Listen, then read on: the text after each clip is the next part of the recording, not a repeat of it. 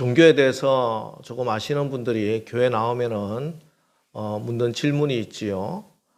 기독교나 유대교나 천주교 또 뭐 이슬람까지도 다 똑같은 여호와 하나님을 섬기는 종교인데 똑같지가 않느냐. 뭐 이슬람은 차치하고서라도 뭐 적어도 유대교나 천주교는 구약 성경은 또 같이 보고 있고 또 성경도 같이 읽고 하는데 다 똑같은 종교가 아니냐, 이런 질문입니다.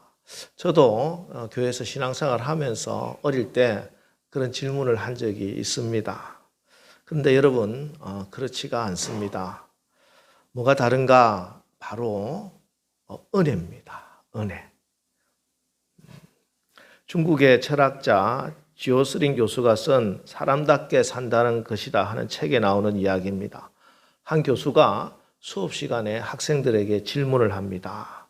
한번 화면을 보시면 누가 봐도 감탄할 만한 아름다운 여자가 있다. 그런데 그녀가 교통사고를 당해 얼굴에 심한 흉터가 생기고 말았다. 남자는 그녀를 예전처럼 사랑할 수 있을까? 이게 질문이고요. 질문의 답은 당연히 예전부터 사랑할 것이다. 사랑하는 마음이 사라질 것이다. 아마도 예전보다 덜 사랑할 것이다. 1번, 2번, 3번 중에 한 개를 고르는 겁니다. 두 번째 질문도 있습니다. 사업에 크게 성공한 백만장자가 있었는데 그 회사가 파산해서 하루아침에 빈털터리가 되었다. 그 여자는 그 남자를 예전처럼 사랑할 수 있을까? 이 질문에도 1번 당연히 예전처럼 사랑할 것이다. 2번 사랑하는 마음이 사라질 것이다. 3번 아마도 예전보다는 덜 사랑할 것이다. 이 두 문제에 대해서 학생들이 이제 답을 했는데 얼굴에 심한 흉터가 생긴 여자를 당연히 예전처럼 사랑할 것이다는 10%, 사랑하는 마음이 사라질 거다 10%, 아마 예전보다는 덜 사랑할 것 같다가 80%나 나왔어요. 반면에 파산해서 빈털터리가 된 남자를 당연히 예전처럼 사랑할 것이다 30%, 사랑하는 마음이 사라질 것이다도 30%, 아마 예전보다 덜 사랑할 거다 40%, 이 정도 나왔다고 합니다. 이 결과를 보고 교수가 여자가 미모를 잃는 것이 남자가 돈을 잃는 것보다 훨씬 더 치명적이군요. 이렇게 이야기를 하니까 학생들이 막 웃었는데 이제 학생들이 다 웃고 나서 교수가 다시 한 번 더 질문을 합니다. 자, 여러분, 이 두 남녀를 모두 다 연인 관계라고만 생각한 것 같은데 만약 첫 번째 질문의 남녀가 부녀 관계이고 두 번째 질문의 남녀가 모자 관계라면 어떻게 대답하겠습니까? 얼굴의 미모를 잃어버린 여자가 자기 딸이고 재산을 잃어버린 남자가 자기 아들이라면 어떻게 하겠냐? 이 질문이죠. 자, 우리 학생들이 조용하게 있다가 질문지 답을 적어냈습니다. 그런데 단 한 사람도 예외 없이 다 예전과 똑같이 사랑할 것입니다. 이렇게 대답을 했다는 것이죠. 그렇죠. 누가 자기 딸이 얼굴에 흉이 졌다고 그 딸을 사랑하지 않을 아버지가 어디 있겠으며 자기 아들이 사업에 망했다고 그 아들을 사랑하지 않을 어머니가 어디 있겠습니까? 자, 그런데 놀라운 사실은 하나님께서 우리를 사랑하시되 이보다 더 사랑하신다는 거예요. 하나님이 세상을 이처럼 사랑하사 독생자를 보내주셔서 우리를 하나님의 자녀 삼아주시고 하나님이 사랑하시되 끝까지 책임져 주시고 사랑해 주신다. 이게 은혜랍니다. 은혜랍니다. 이게 지금 우리가 받은 복음이라는 것이에요. 우리가 뭐가 잘나서 자격이 있어서 그런 게 아니에요. 아무 자격이 없는 나를, 아직 죄인 되어 하나님과 원수가 되어 있는 우리를 자녀 삼아 주시기 위해서 그리스도께서 나를 위하여 죽으심으로 하나님께서 자기의 사랑을 확정해 주셨다. 이것이 은혜입니다. 이것이 복음이고 이것이 기독교입니다. 그래서 은혜란 것은 세계 어떤 종교에도 없어요.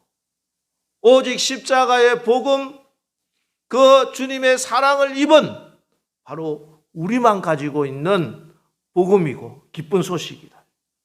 선행, 구제, 자비, 깨달음, 고행, 심지어 순교도 다 있어도 그들에게는 은혜는 없습니다. 그리고 이 은혜의 복음보다 더 진실된 것은 이 세상에 없습니다. 오늘 본문의 말씀은 누가복음 15장 유명한 세 가지 잃어버린 것에 대한 비유의 말씀이죠. 잃어버린 양에 대한 비유, 잃어버린 드라크마에 대한 비유, 잃어버린 아들, 보통 탕자의 비유라고 부르는 이 잃어버린 아들에 대한 비유. 세 가지 비유 중에 첫 번째 나오는 비유의 말씀입니다. 양 100마리를 치고 있던 목자가 있었어요. 그런데 어느 날 그 중에 한 마리가 없어진 겁니다. 그래서 그 목자는 나머지 99마리 양을 두고 그 한 마리 양을 찾으러 나섰습니다. 양을 잃어버렸으니까 찾아 나서는 것은 너무나 당연한 일이죠. 그런데 문제는 지금 나머지 그 99마리 양들이 남아있는 그 장소입니다. 우리 4절 말씀 우리 한번 다시 보겠습니다. 너희 중에 어떤 사람이 양 100마리가 있는데 그 중에 하나를 잃으면 99마리를 들에 두고 그 잃은 것을 찾아내기까지 찾아다니지 아니하겠느냐. 지금 양들 99마리가 남아있는데 그 양들이 들판에 그대로 남아있다는 것이에요. 어디 우리 안에 다른 목자한테 잘 부탁해서 맡겨둔 게 아니라 자기 양 한 마리가 사라진 것을 알고 금방 그 자리에서 목자가 그 나머지 양은 들판에 두고 잃어버린 양 찾으러 떠나버린 겁니다. 자, 그럼 물론 한 마리 양도 귀하지요. 하지만 나머지 99마리는 어떡합니까? 만약에 한 마리 잃은 양 찾으러 간 사이에 이리가 와서 양떼를 공격하면, 혹은 도둑이 와서 그 양떼들 다 몰고 가버리면 어떡하라고? 그렇지 않습니까? 그래서 보통은 양을 잃어버리면은 이제 더 이상 길 잃은 양이 없도록 잘 조치를 취하고 단속을 잘할 일이지, 99마리 놔두고 어디에 있는지도 모르는 그 양 한 마리 찾으려고 떠난다? 이치에 맞지 않아요. 게다가 우리가 알다시피 그 나머지 한 마리 찾고 와서 기뻐하면서 무슨 일을 벌입니까? 주인이 친구들과 벗들과 이웃들을 불러서 잔치를 합니다. 6절 보세요. 집에 와서 그 벗과 이웃을 불러 모으고 말하되 나와 함께 즐기자. 나의 잃은 양을 찾아내었노라 하리라. 예, 물론 양을 찾은 것은 기쁜 일이죠. 자, 그러나 아무리 기쁘다고 해도 이게 잔치를 벌릴 만한 일인가 하는 거예요. 잃었던 양 한 마리 찾아놓고 이웃 불러서 잔치를 한다? 아무리 조촐하게 차려도 양 한 마리 값보다는 더 들 겁니다. 그죠? 오히려 배보다 배꼽이 더 큰 상황이에요. 자, 도대체 예수님은 왜 계산이 안 되는 이런 말씀을 하실까? 이게 무슨 말씀인가? 자, 그럼 도저히 계산이 되지 않는 이 비유, 이게 무슨 말씀을 하는가? 그 말씀의 결론이 뭐냐? 7절 보세요. 7절에 내가 너희에게 이르노니 이와 같이 죄인 한 사람이 회개하면은 하늘에서 회개할 것 없는 의인 99으로 말미암아 기뻐하는 것보다 더하리라. 그러니까 이 말씀은 무슨 말씀이에요? 죄인 한 사람이 회개하고 구원받는 말씀이에요. 이게 구원의 말씀이에요. 구원. 다시 말해서 우리가 구원받는 것이 이런 것이다. 하나님의 은혜라는 것이 이런 것이다 하는 그 말씀입니다. 여러분, 은혜가 뭡니까? 은혜는 제가 여러 번 말씀드린 은혜는요, 받을 자격이 없는 사람이 받는 게 은혜예요.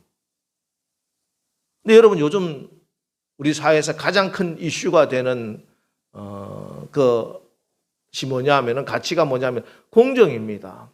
우리 젊은이들이 제일 분노하고 화나고 투표할 때 후보자를 딱 결정하는 데 있어서 가장 중요하게 요즘 차지하는 게 공정이죠. 공정. 자, 그러면은 이 공정이라고 하는 측면에서 오늘 말씀을 보자고요.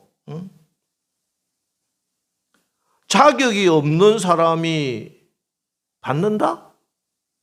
아니, 자격이 있는 사람이 받아야지. 안 그렇습니까? 자격이 없으면 못 받는 거고, 자격이 있어야 받아요. 그래야 공정하지. 자격 없는 사람이 받는다. 이거는 불공정한 거예요. unfair하다는 거야. 근데 여러분, 이거 아십니까? 은혜가 불공정합니다. 불공평하다. 불합리해요. 받을 자격이 있어서 받는 것이 아니기 때문입니다. 자격 심사해서 통과해서 받는 게 아니고 시험 봐서 높은 점수 받아서 받는 게 아니기 때문에 은혜는 불공정합니다. 그런데 이게 은혜의 복음이고 이게 기독교고, 그리고 이것이 이 세상에서 가장 진실된 것이다. 여러분, 이것이 오늘 깨달아지시고 믿어지시고 이 은혜로 여러분 평생 신앙생활 하시기를 주의 이름으로 축원합니다. 오늘 말씀은 기독교의 핵심 중의 핵심입니다. 십자가의 은혜가 무엇인지 그 말씀이 바로 이 말씀에 녹아져 있는 거예요.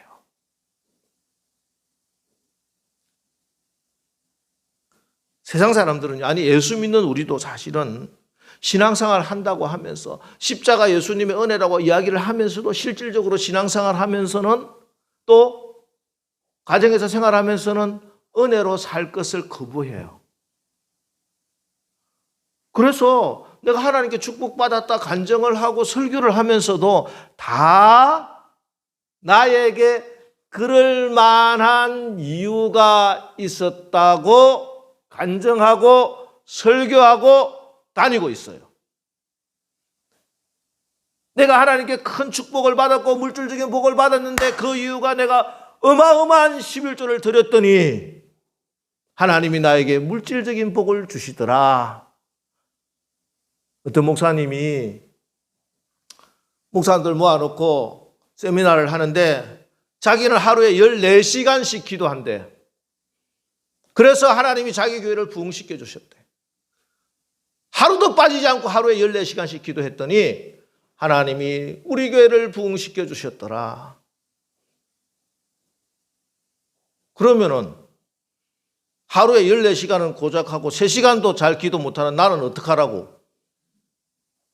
11조 몇십억 못 드리는 11조 돈 10만 원 드리기도 힘든 나는 어떡하라고? 우리는 그런 자격이 없어서 그런 축복을 못 받나? 그러면 이야기하죠. 구원은 은혜로 받지만 축복은 당신들이 헌신한 거로 받는다.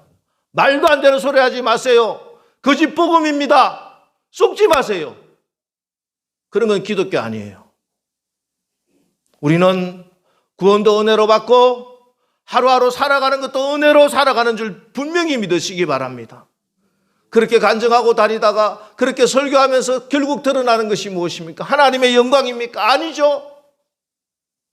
자기의 공로, 자기의 의만 드러날 뿐입니다. 열매, 예수 그리스도도 하나님도 없습니다. 여러분, 우리는 하나님의 은혜로 구원받았을 뿐만 아니라 하나님의 은혜로 기쁨으로 감사함으로 신앙생활 하는 자임을 분명히 믿으시기를 주님의 이름으로 축원합니다. 오늘 본문의 말씀이 바로 그 말씀입니다.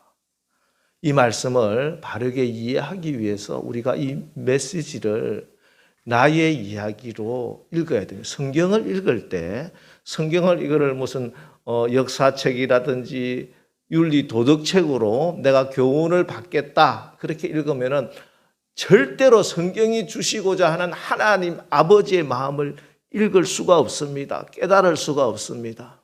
성경은요, 나를 사랑하시는 나의 아버지 하나님의 애끓는 사랑의 이야기요, 그 사랑을 지금도 받고 있는 바로 나의 이야기입니다.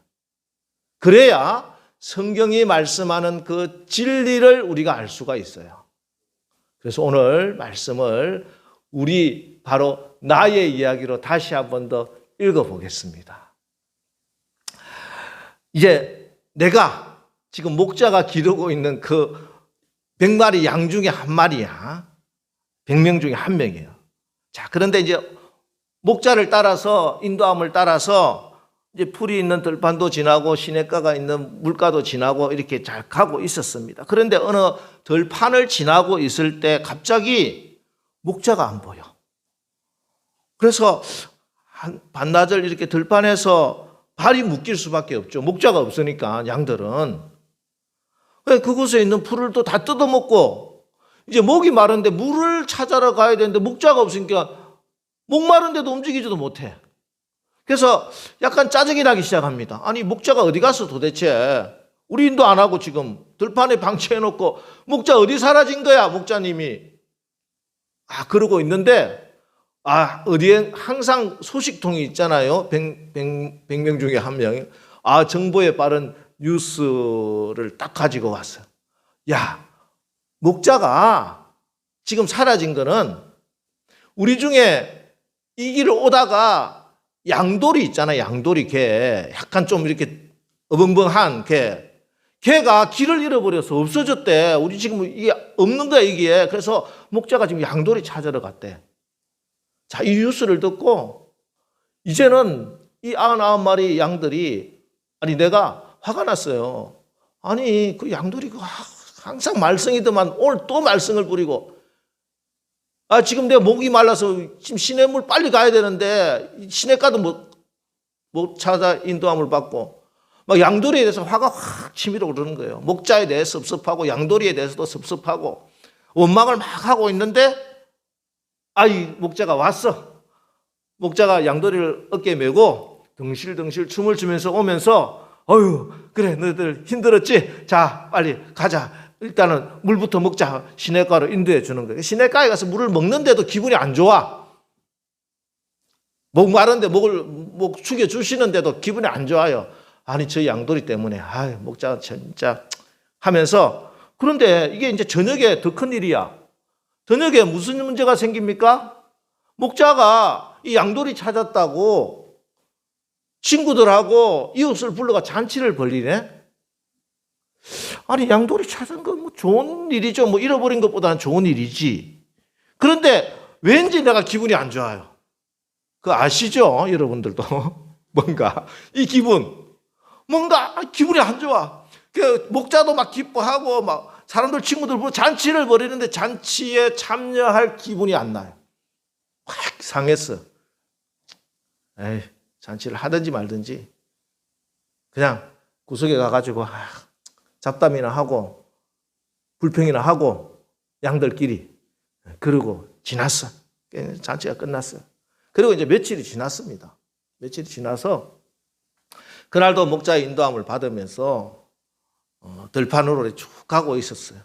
근데 그날따라 이게 웬일입니까? 나에게 내 앞에만 너무 좋은 풀들이 막 있는 거야. 내가 제일 좋아하는 풀들이. 야, 이거 이게 웬일이냐. 너무 좋아요. 오늘따라 목자님이 나를 정말 좋은 길로 인도해 주시는구나. 룰루랄라 할렐루야 하면서 하나님 감사합니다 하면서 막 꿀을 먹고 있습니다. 물 먹다가 딱 고기를 들었는데 목자가 안 보이네. 친구들도 없어. 자기가 지금 목자를 따라서 가고 있는 줄 알았는데 이게 너무 좋은 풀이 있다 보니까 풀 따라 움직이다가 무리에서 이탈하고 목자를 잃어버린 겁니다. 큰일 났습니다. 양들은요, 길 잃어버리면 지가 못 찾아요.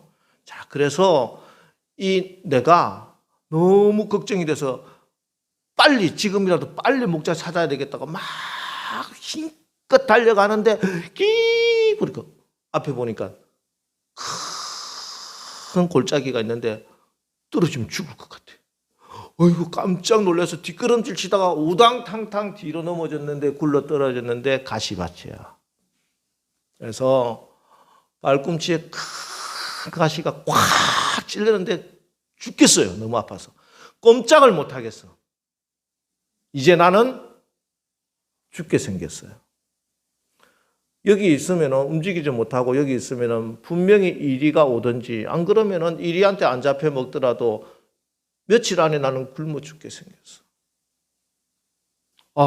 너무 불안하고 무섭고 두렵고, 그 순간에 갑자기 머리를 스치는 생각이 바로 엊그제 있었던 그 사건입니다. 양돌이 찾아서 목자님이 나 우리들 놔두고 혼자 양돌이 찾아서 떠났던 그 일이 번쩍 기억이 나는 거예요. 그러면서 나에게도 한 가닥 작은 소망이 비칩니다.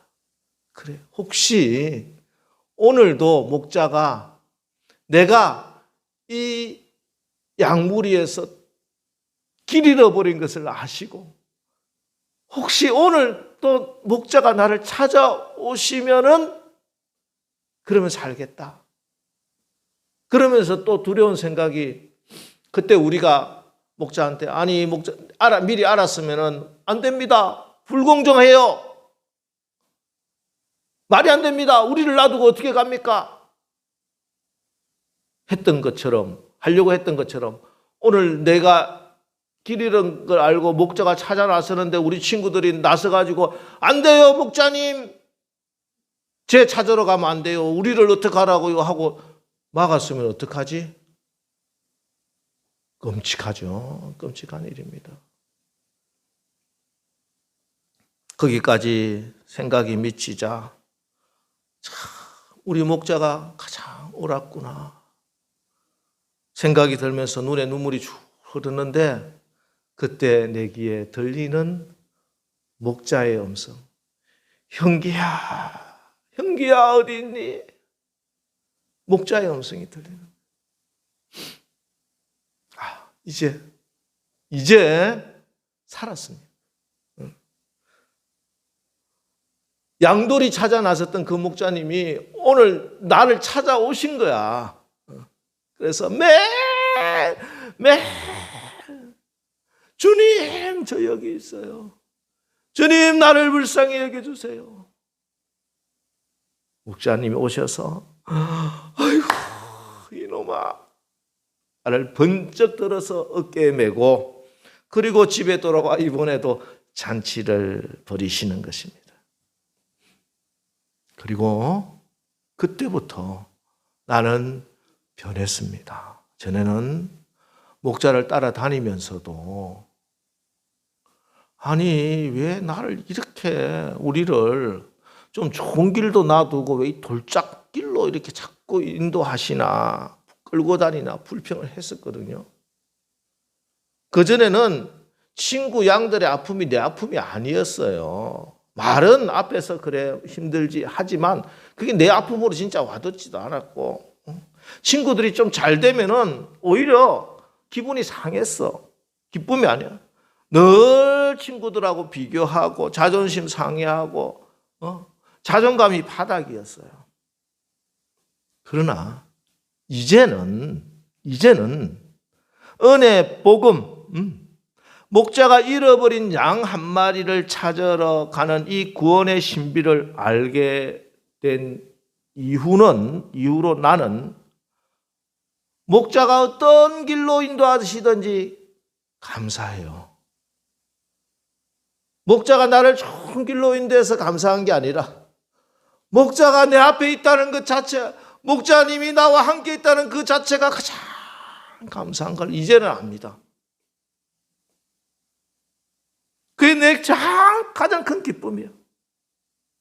혹 내가 큰 어려움에 빠질 때도요, 이제는 더 이상 낙심하고 절망하고 포기하지 않아요. 왜? 목자가 반드시 나를 찾아낼 것이고 나를 구원해 주실 것이기 때문입니다. 이 은혜를 분명히 알기 때문에 이 목자를 내가 분명히 알아서 이제는 나는 늘 감사할 수 있어요. 그래서 결론이 이 세상에 이 은혜의 복음보다 더 진실된 것은 없다. 여러분, 은혜를 회복하시기를 주님의 이름으로 축원합니다. 은혜를 회복하면은 그 은혜가 여러분의 삶을 헛되지 않도록 지켜주시는 거예요. 바울의 고백을 들어봅시다. 고린도전서 5장 10절. 그러나 내가 나된 것은 하나님의 은혜로 된 것이니 내게 주신 그 은혜가 헛되지 아니하여 내가 모든 사도보다 더 많이 수고하였으나 내가 한 것이 아니요 오직 나와 함께 하신 하나님의 은혜로라. 바울은 하나님의 은혜를 알았고 하나님의 은혜가 헛되지 않아서 핍박받고 고난받으면서도 감사할 수 있었고요. 부하거나 가난하거나 자족할 수 있었고 언제나 기뻐할 수 있었습니다. 끝까지 믿음을 지켜 하나님 나라까지 갈 수 있었습니다.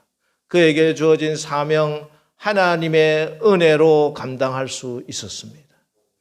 이 하나님의 은혜, 우리가 바울과 동일하게 받은 사실을 분명히 오늘 깨달아지시고 알아지시고 믿어지시는 은혜가 임하기를 주의 이름으로 축원합니다. 여러분, 오늘 하나님 말씀을 통해서 이 아버지의 마음, 그 사랑, 그 은혜를 조금이라도 더 알았으면 좋겠습니다. 그래서 하나님의 은혜가 복음이고 하나님의 은혜가 능력인 것을 여러분 체험하십시오. 여러분, 이 세상에 이 하나님의 은혜의 복음보다 더 진실되고 더 확실하고 더 강력하고 더 능력 있는 것은 없습니다. 하나님의 은혜가 가장 큰 하나님의 지혜요 능력입니다.